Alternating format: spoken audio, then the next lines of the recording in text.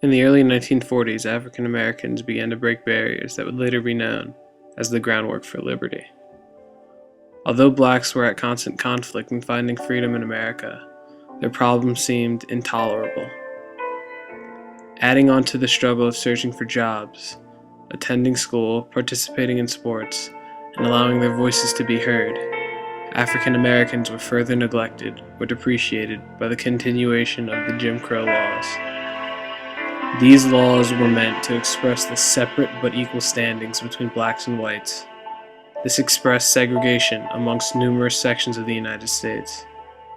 Between the years of 1873 and 1957, 23 Jim Crow laws were passed in North Carolina alone, 3 of them being implemented prior to 1940. 1933, for prisoners to be segregated by race. 1931, public libraries to acquire separate places for colored people. In 1931 again, denied the privilege of going to school for the 4th generation Negroes.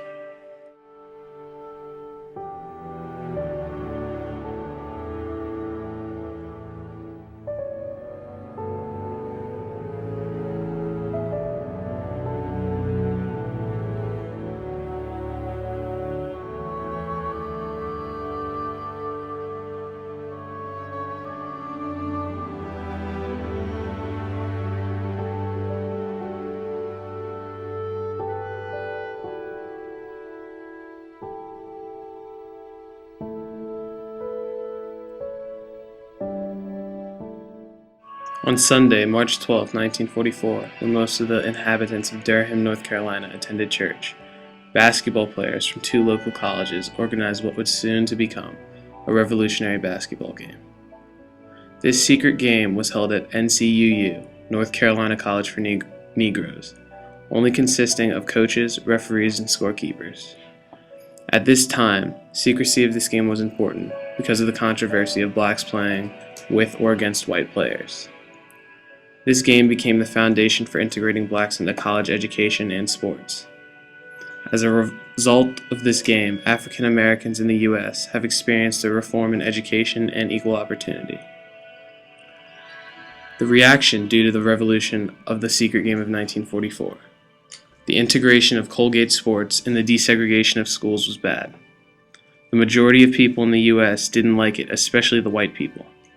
They still believe that schools and sports should still be segregated, and for it to stay that way.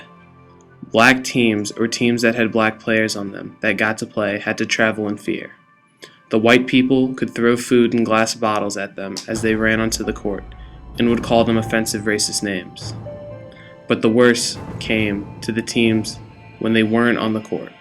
Black players had to travel in groups of 2 or 3 to use the bathroom to avoid being jumped and beaten or even killed. The teams would come back to their hotel rooms only to find them ransacked, destroyed, and the walls and clothes covered in blood. Players and coaches were often threatened to be killed or lynched. Lots of these teams would react by standing down and giving in to the racial discrimination.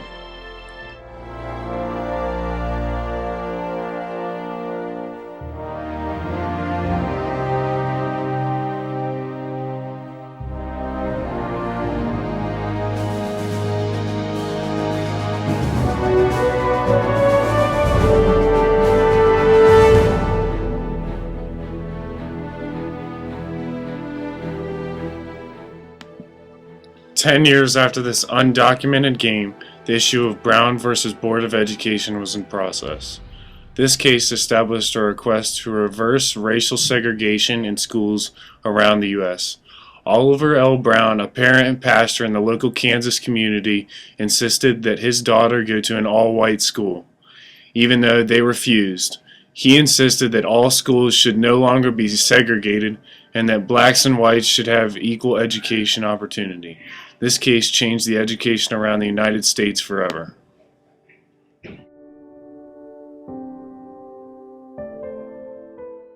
Brown's daughter Linda, a 3rd grader, had to walk 6 blocks to her school bus stop to ride to Monroe Elementary. Her segregated black school 1 mile away, while Summer Elementary, a white school, was 7 blocks from her house.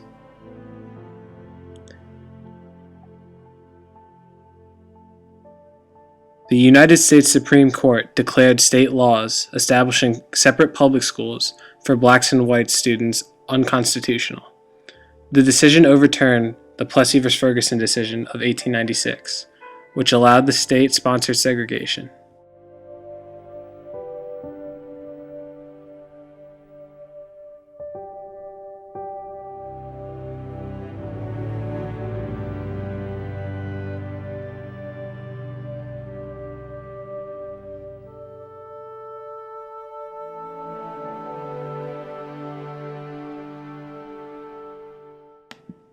While Brown versus Board of Education was important, so was a little event known as the Little Rock Nine. This event was where 9 black students went against all people and entered an all-white school in Little Rock, Arkansas. And both of these events led back to the desegregation of college sports and teams defying the odds.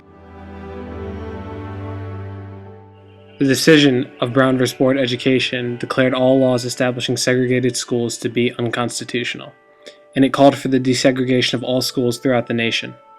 After this decision, the National Association for the Advancement of Colored People attempted to register black students in previously all-white schools and cities throughout the South. In Little Rock, the capital city of Arkansas, the Little Rock High School Board agreed to comply with these high court rulings. The plan would be implemented during the fall of the 1957 school year, which would begin in September 1957. The nicknamed Little Rock Nine consisted of Ernest Green, Elizabeth Eckerford, Jefferson Thomas, Terrence Roberts, Carletta Walls Lanier, and Gloria Leigh Relmark.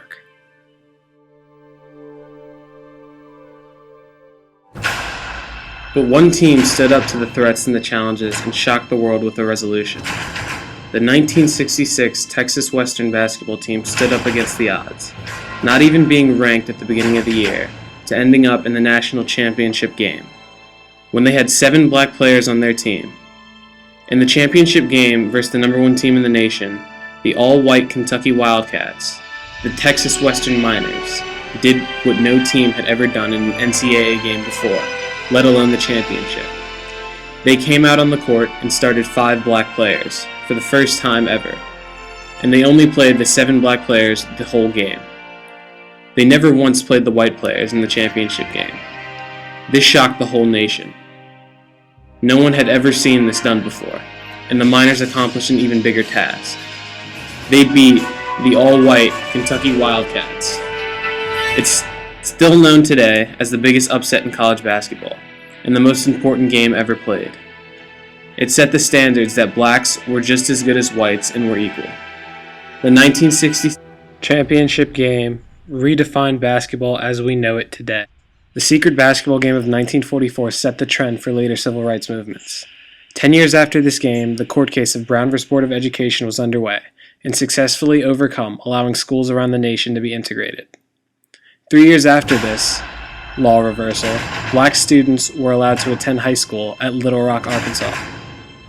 And lastly, in 1966, the Texas Western Miners exploited to the nation a message of equality by starting and winning an NCAA championship game with 7 blacks. Overall, we've discovered that the result of this unpublicized gathering proved to be so much more than another game. It's an undocumented, groundbreaking point in our nation's history.